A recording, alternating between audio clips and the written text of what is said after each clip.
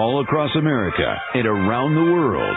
This is Veterans Radio. This is Veterans Radio.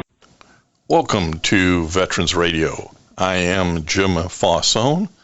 I'm the officer of the deck today. We've got some great programs for you. I think you'll find very interesting. We always want to remind you can find more about Veterans Radio at its Facebook site or by going to veteransradio.net, where we're on the web 24/7. You can find a lot of our podcasts there as well. We post new ones every Tuesday, so you can get a new story, a new interview, something you didn't know before by going to veteransradio.net. And before we get started, we want to thank our sponsors.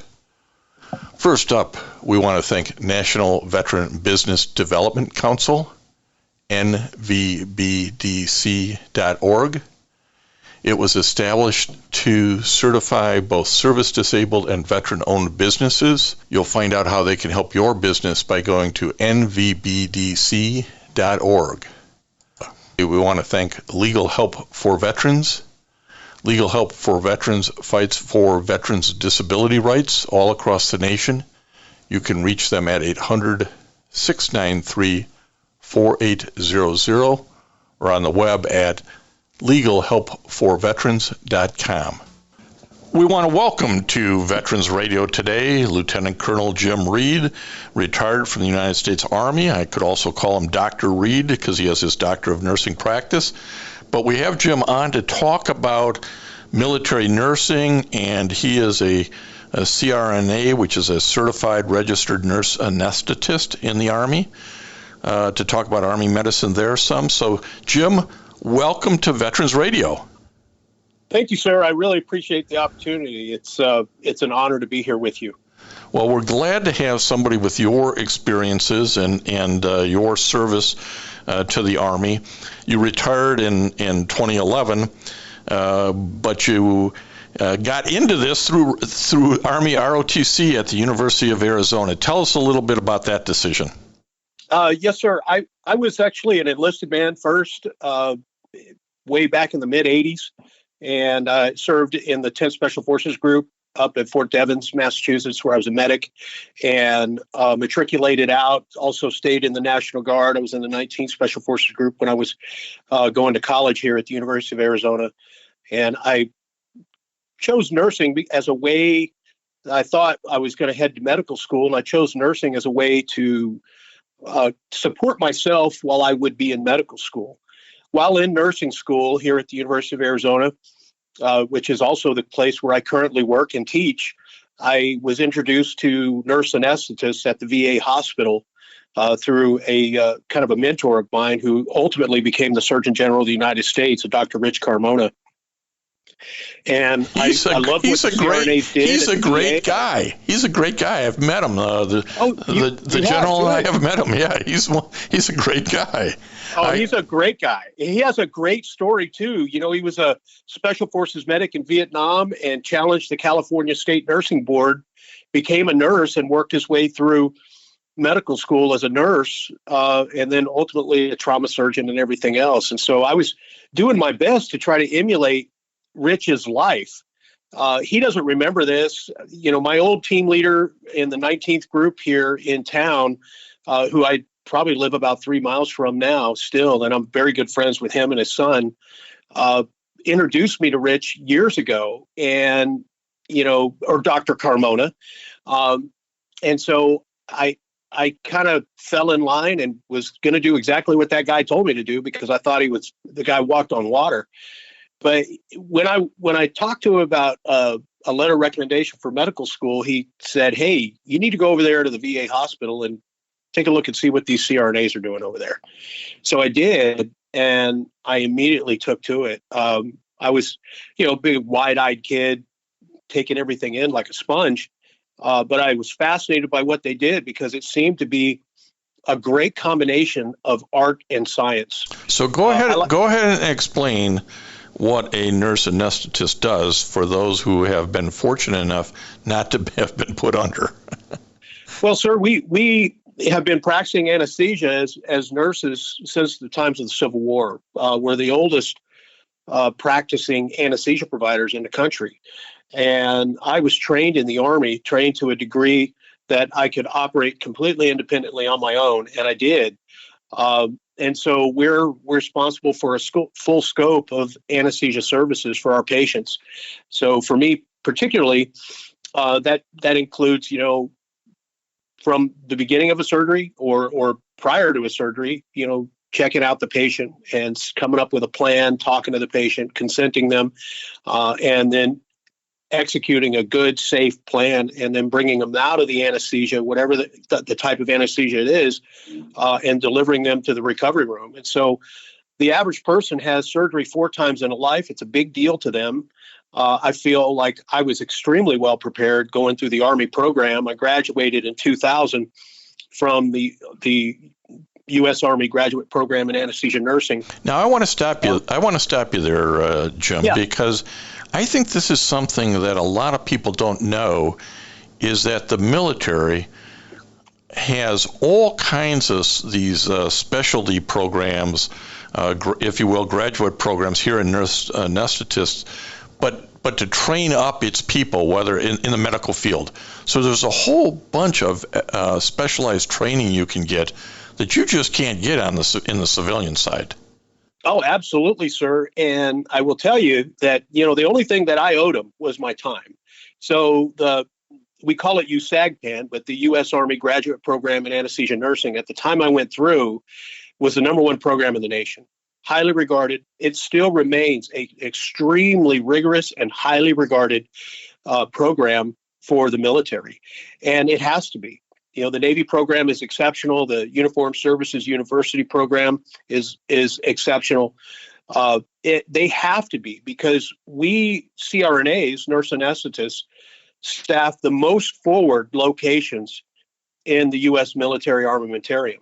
So they push us as close to the point of injury as possible.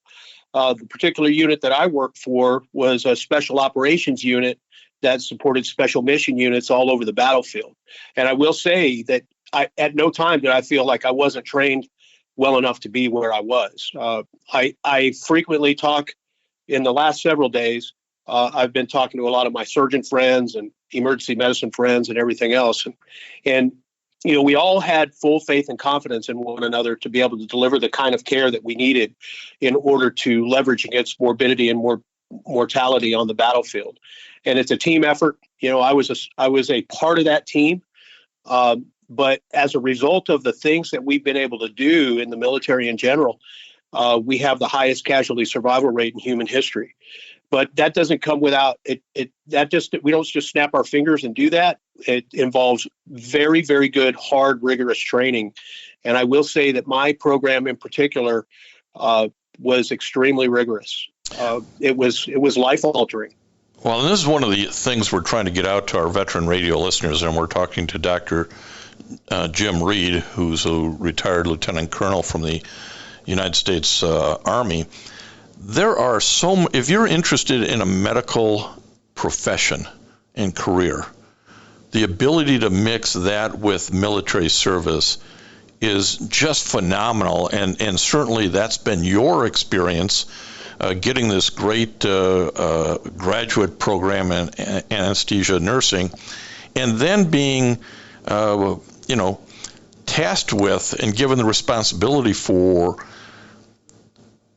the medical units that are at the front line, that are pushed, as you say, as close to the forward operations as possible. And you were supporting counterterrorism operations, as I understand it. Yes, sir.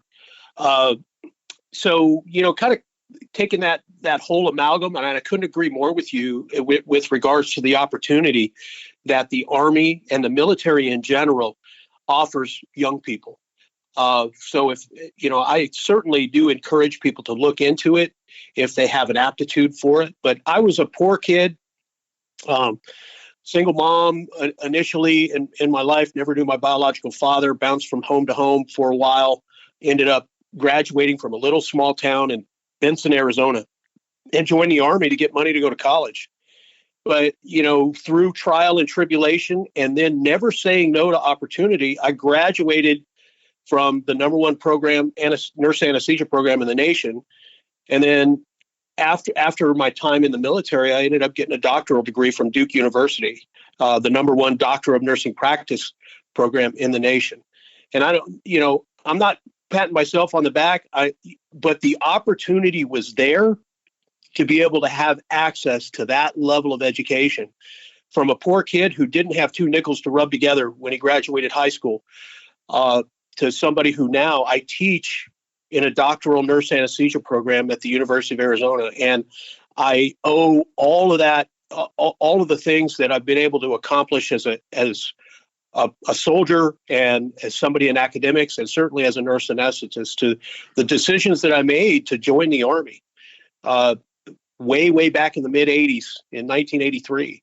And I am grateful for it. I'm grateful for the people of the United States, our country, for going to work every day, getting up, paying taxes, and allowing me to have such a great life. I'm just absolutely grateful. Well, one of the pearls of wisdom you just dropped is grabbing every opportunity you can. And I think all too often people let something go by and say, geez, I wonder what that would have been like. But you really have to grab it when it's available, because you don't know if the next one will come along, and you don't know where that opportunity will lead you, do you? No, sir. There were times when I might have been a little bit reluctant, and I would be remiss if I didn't.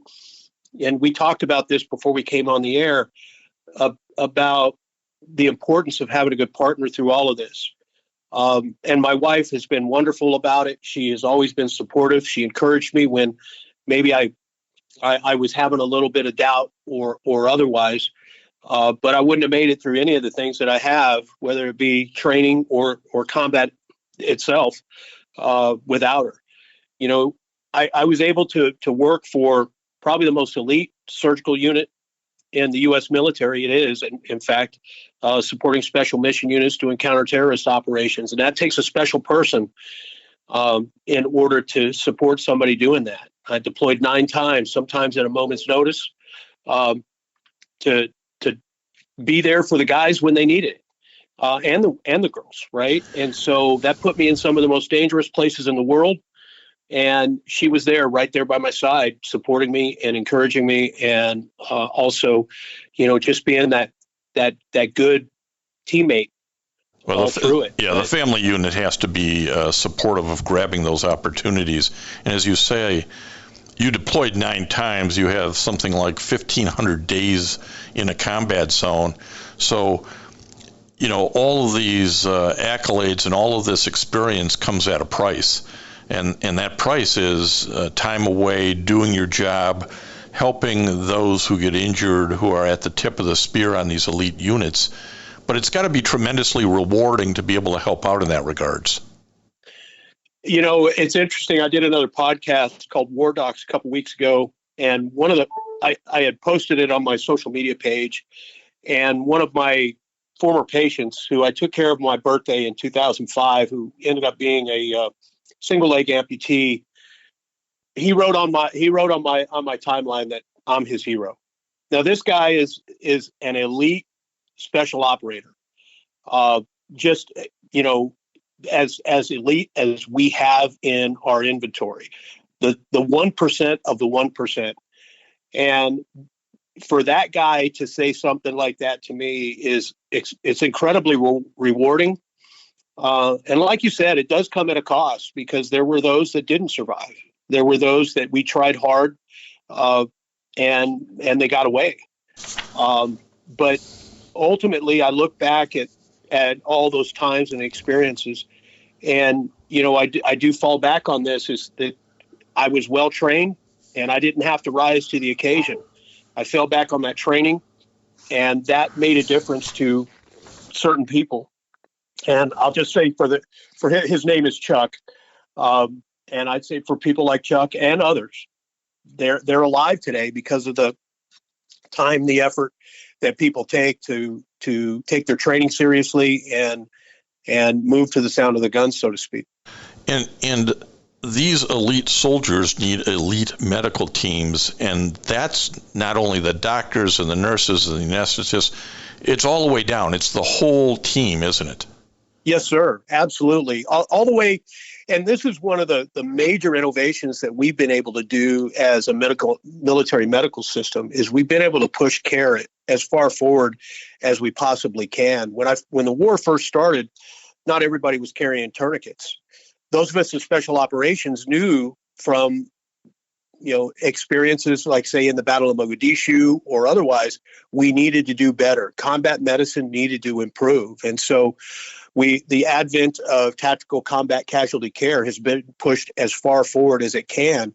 And so this starts with the individual soldier, Marine, airman, or otherwise, to taking care of their person to their left and their right, or administering care to themselves to stop bleeding, to address those things that can cause preventable losses of life.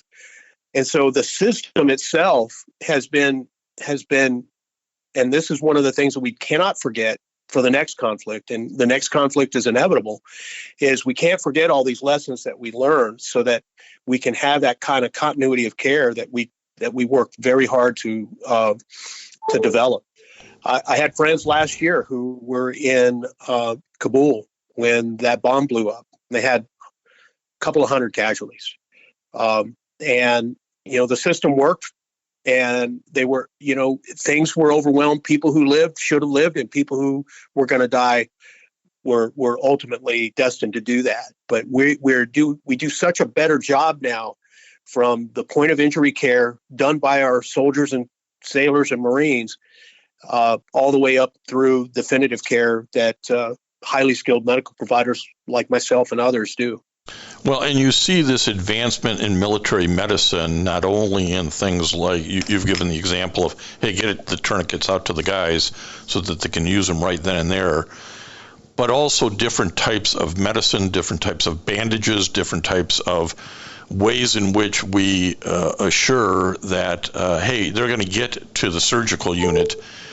Those same things end up finding their way into the civilian world. So advancement of military medicine advances all medicine, doesn't it? It really does, sir. It's that there's many cliches out there, but the only winner in war is medicine. And that is a definitive truth. I did my doctoral project in developing an educational program for police officers and hemorrhage control in communities. After what happened in Boston in 2014, I kind of took a look around. It's like, how can we do better because of what happened there? And really only one commercial tourniquet was reportedly used at that location at the Boston Marathon. And so I was living in Pinehurst, North Carolina at the time. And I looked around at our police officers and things like that at the U.S. Open. It's a little bitty town, 75 miles from the nearest level 1 trauma center, or maybe 60 miles from the nearest level 1 trauma center. And I didn't see a lot of tourniquets on policemen's belts. So I committed myself to do that for my doctoral project at Duke.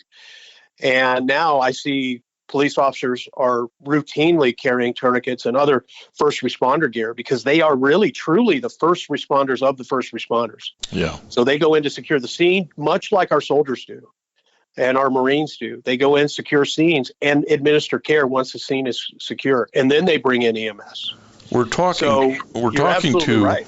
Yeah, we're talking to Lieutenant Jim Reed, retired United States Army. Holds a doctorate in nursing practice as a CRNA. You deployed, I think we said 9 times, 1,500 days. You were awarded the Legion of Merit, 5 Bronze Stars, 2 Air Medals. But along with that, you carry not only the wins that you talked about, such as Chuck, but unfortunately, I suspect you have to carry the losses as well. Yes, sir. And that's one of the things that after I retired, I think it was the hardest for me is, the transition, because you remember those that did get away. You remember some of the some of the poor outcomes or just the tragedies that can occur from combat and warfare. There were times when, and I had a unique experience being where I worked. I wasn't anonymous to a lot of my patients. The summertime and the fall are somewhat morbid anniversaries for me, because a lot of people that I know that I could not save died during this time frame, particularly in Iraq and in Anbar province, but other places as well. And so you do carry that with you. You learn from each and every one of those losses, and you try to commit yourself to find what we could do better or otherwise. And sometimes, most of the time, it was out of our control. The enemy had a say, and we did our best to give people the fighting chance that they earned from us.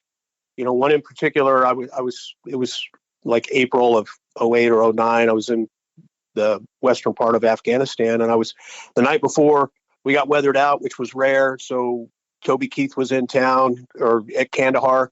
And so we listened to him, and I'm standing next to a Ranger platoon sergeant, this guy, Dave McDowell. And the next night we were out on a mission, and our helicopter that we had set up on was a little bit out of place because we were trying to refuel in the air and we couldn't do it. So we had to go in to a FARP site a little bit, which is a forward air refueling and reloading position or whatever. And so they've got shot coming off the target. Got shot in the axilla and the pelvis. Two very, very grave places to be shot with an AK-47. And we all loved this guy. His platoon loved him. Everybody loved him. And we raced as fast as we could to get to him, loaded him up on the aircraft. His whole Ranger platoon plus a bunch of SEALs came on board, and we tried to resuscitate him in the dark all the way back to Camp Bastion. It took about 45 minutes, but we didn't quit. We owed it to him, and we owed it to his men to make sure that they had the confidence in us. If they got shot too, we would not stop taking care of you. Right. You expect that elite medical team to do everything they can do, and when you can't save the life, everything's been done. And we did, and we earned the love and trust of those young Rangers. It was hard. It was hard for all of us, but that's just one instance. Yeah, you mentioned that it got a little more challenging maybe after you got out and the adrenaline stopped and the next deployment ended because you retired in 2011. You went on and picked up your doctorate degree. But you've stayed committed to helping veterans since that time, and over the last decade or so, you've been actively involved with the Iraq and Afghanistan Veterans of America and IAVA's efforts in suicide prevention to deal with the opioid issue. Talk to us a bit about the post-service activities that you've been engaged in. Oh, absolutely, sir. And these are things I'm very proud of that we've been able to do as a collective group of veterans. But it's a never ceasing need out there to address the things that are going on. But I did do some lobbying in the U.S. House and Senate with regards to suicide prevention for America's veterans. That was the Clay Hunt Save Act. Been involved in doing some veterans advocacy on national television and other things. Also, with my former commander and his wife, we started a nonprofit to get service dogs to veterans with post-traumatic stress. What I was noticing after I retired, for a while I went back to Womack Army Medical Center at Fort Bragg, and I was seeing a lot of kids. Yeah, and when I say kids, I mean younger soldiers. Right. It's all relative. Right. It's all relative. And so I was seeing a lot of these young soldiers that were on a lot of antidepressants and things like that. They were coming back from their combat experiences, but they were on antidepressants that really they were in the prime of their lives. They were in the prime of their child rearing, childbearing, or whatever of their lives. But antidepressants aren't necessarily targeted to deal with post-traumatic stress. Furthermore, they do they do have negative sequelae, such as decreasing libido and these other things. And I kept seeing this, and I saw a lot of these young people that were somewhat numb to the world, and rather than engaging the world, they were numb to it. And I felt like we got to do something. And certainly the indications that we had a problem, at least back then, 2014-15 timeframe, where 22 veterans a day were taking their own lives. We haven't improved. And so when you look at the things that maybe we should be doing, we need to be thinking outside the box. Perhaps a dog, something to give somebody to live for, or otherwise, that it doesn't involve the pharmaceutical. Or if it does involve a pharmaceutical, looking at and targeting the areas where the problems are, rather than give a blanket. And this isn't a very popular thing, especially with pharmaceutical companies, right? But rather than blanketing people with antidepressants and things like that, maybe we target the problem. And some of the things that I've advocated for over the years have been things like the stellate ganglion block, or even ketamine infusion for those who have refractory or resistant depression. Things that target our sympathetic nervous system, and things that we develop as a result of these traumatic experiences. That it's very well documented that our brains actually fundamentally change when you're exposed to these traumas. The amygdala, which is how we perceive and everything else, our external world, actually rewires. And so, there are some techniques and other things that are becoming more mainstream now, that I think that we need to give credence to and at least try. And one of those things that I'll always advocate for is something like a service animal. And I think that rather than prescribe pharmaceuticals to people, maybe that's the key. Because certainly for the people that have been given a service animal, they've all reported back that has been a positive experience for them. And I could go on and on. One of my former patients, who I still maintain a relationship with, he flat out said that of all the things that happened, and he was effectively a triple amputee, probably the most horribly wounded person I've ever seen in my life, that survived. But he flat out said, it was my service dog that saved my life. Yeah, we hear this story repeatedly, and we've done a lot of shows on Veterans Radio on service dogs. And we're talking to Dr. James Reed, Doctor of Nursing Practice. He has served in an incredible elite medical unit, has continued to advocate for veterans since he's gotten out over the last decade, and is now teaching at University of Arizona.